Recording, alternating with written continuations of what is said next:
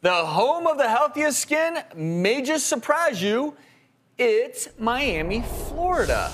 And that is a Big little surprise surprising. for You'd everyone. think with all the sun there, it'd be the Oh, opposite. for sure. Right. You'd think everybody looks like an alligator. But Right. Well, look, there are 249 days of sunshine. That's more than average, obviously, but they got the memo. There's 41% fewer sunburns because they build sunshades over playgrounds, and they know this is a treacherous situation. They seek out shade, and they don't get burned.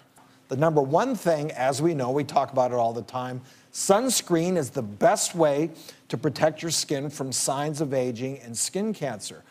But I have a few other tips I want to share with you.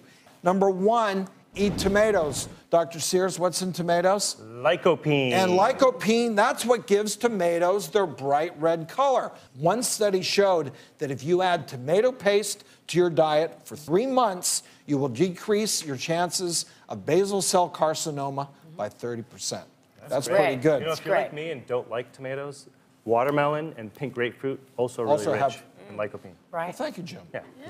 I'm just All right, we're not a done tomato yet. guy. Tip number 2, drink coffee, a cup of joe. Women who drink more than 3 cups of coffee a day are 20% less likely to develop the most common form of skin cancer, basal cell carcinoma. And finally, ditch that nail polish once a month, because melanoma, a certain type, subungual melanoma that forms below the nails, if you have that dark nail polish on your fingers, you'll miss it.